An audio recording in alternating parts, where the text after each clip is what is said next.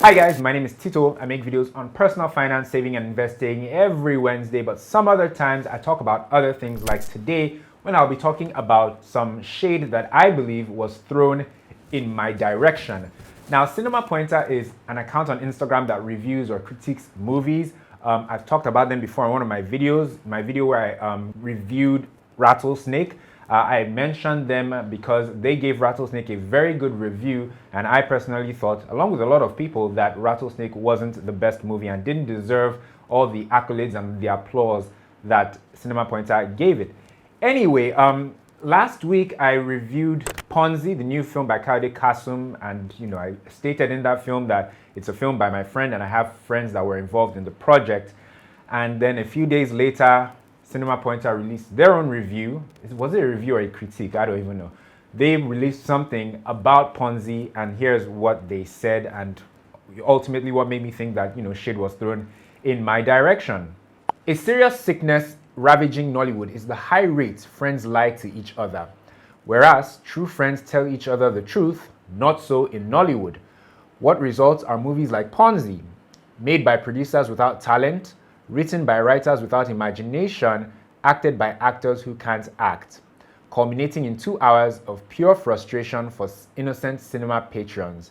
Nollywood, it's not fair, but we leave you for God. So, like I said in my review of Ponzi, I stated that I have friends involved in that project, so I can't or I couldn't help but think that this review was kind of shading what I said in my review. But whether or not Cinemapointer was talking about what I said in my review, I want to address the issue of friends not telling people not telling their actor or movie maker or movie producer friends when they make a poor film or a poor project.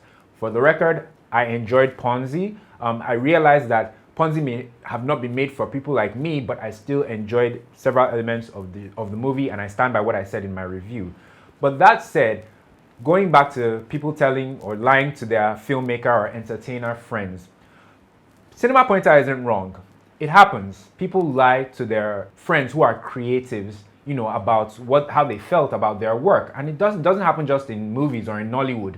It happens in music. It happens in fashion. It happens on Instagram. Dare I say, if you're a 9-to-5 or you work in the corporate or formal sector, it probably happens in your sector as well. People lie to their friends all the time. The reasons why people lie are as follows. People have fragile egos, especially in entertainment, not just in Nigeria, but around the world. People are, their egos are fragile, so when you tell them that you don't like their work, they may take it the wrong way. Secondly, you don't want to make unnecessary enemies. For me, doing these reviews for a couple of years, I've been doing them now, I have to be careful about what I say so I don't make unnecessary enemies. And it doesn't help that I personally know a few of these filmmakers and actors or crew members. And that's the thing with Cinemapointer. Cinemapointer is a faceless page on Instagram. So Cinemapointer, he or she can say whatever they want because people don't know who you are. They can't stop you in the street and berate you for giving their movie a bad review. But I don't have that luxury. People know who I am because I appear on camera.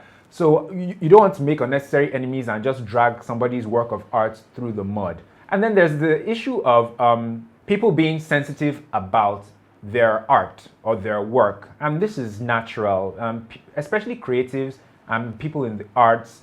They're very sensitive about how people receive or accept the work that you put out for them. So you need to be mindful of that and not just blurt out how you feel about their art. And finally, it could also be a matter of the art or the movie or the song or the food was just not your cup of tea. It's not that it was bad, perhaps it just wasn't for you, or it wasn't your style or your cup of tea essentially. There's that element, and I think a lot of people overlook that, especially when it comes to movies. In Nigeria, Nigerians like to laugh, and just have a good time. They don't like to think too deeply, when they go to the movies and see like a very, thought-provoking type of movie. They just want to they like love and they want to have a good laugh, essentially. So that's, I think, personally, the large majority of the audience that we have, not just in Nigeria, but in Africa. So for me to go and see certain films, comedies, and see slapstick comedy and see very like low grade humor, it doesn't necessarily mean that it's a bad film. It may just mean that it's not for me. If I were to rate it or look at it in terms of good and bad, I should be looking at things in terms of production quality, the story, how the story was told, the acting, was the acting good? I can measure it on those more objectives, using those more objective terms rather than subjective things as to if I thought it was funny, or if I liked it, or if it was to my taste or to my own preference and whatnot. Now this brings me to how I handle my reviews and how I approach movies that I don't like. First of all, when I do my reviews, I often state at the beginning if there's a bias in whether or not I know people who are involved in the project, or if I have any ties with the project. I try and state that so people understand where I'm coming from and know that, okay, if I have a friend who was in this project, there's a likelihood that I'll rate it highly. So there's that. I try not to tear down people's projects, because you have to understand this is people's sweat and blood, their effort. They've put money, time, and resources into making this, whether it was good or not. So you don't want to just tear it down recklessly. And in life generally, I try and make sure that my words are uplifting, that they build up, they don't tear down. There are enough negative words or negative voices in the world making life hard for people, tearing people down, making them feel depressed.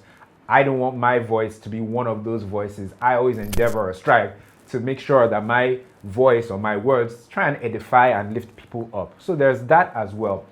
Finally, when I do my reviews, if I don't like a movie, right, and this has happened several times, like Tanwa Savage. If I don't like a film, I will try and be tactful about it, or I most likely won't do a review at all. I would just leave it alone, because there's always that possibility that the film just wasn't made for people like me. There may be an audience, a huge audience, that likes the film, but I'm just not part of that audience. So if a friend of mine does a movie or some work of art that I personally don't like, if they don't ask me for my feedback, I will most likely keep quiet and I will not say anything. Which is why sometimes I don't like being invited for premieres, because they invite you for a premiere or a screening or a private screening, and you kind of feel obliged to say good things about the movie. So yeah, so that's also a thing. In conclusion, people should be more, maybe be a bit more sensitive, but at the same time, understand that a person's review, my review is my review, seen from my own perspective and my own likes and dislikes.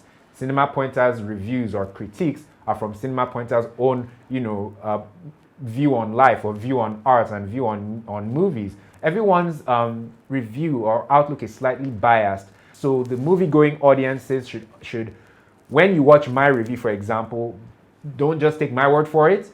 Perhaps seek a second opinion from other reviewers like the Movie Guy NG or like Cinemapointer. Get, a second and a third opinion, and then also look within yourself and think if this movie, going by the trailer, is your cup of tea. Regardless of what other people say, try and think of, if this movie, the actors in it, the director, if they typically put out the kind of work that you like. Use your own discernment to decide whether or not a movie is for you. Don't take the words of reviewers like myself or critics like Cinemapointer wholeheartedly.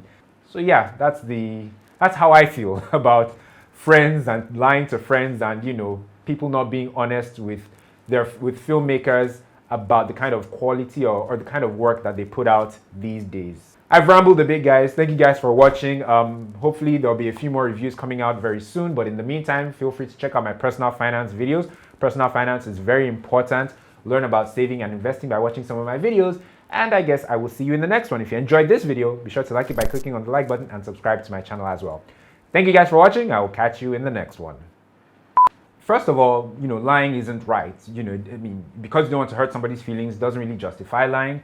But the truth is that it happens, and sometimes it's an issue of maybe picking your battles. But I don't know. I don't think it's hard to justify lying. I was going to say I don't think there are any circumstances that warrant you not being honest. But that's another debate for another day. But I don't endorse it, and you should try to avoid lying as much as possible.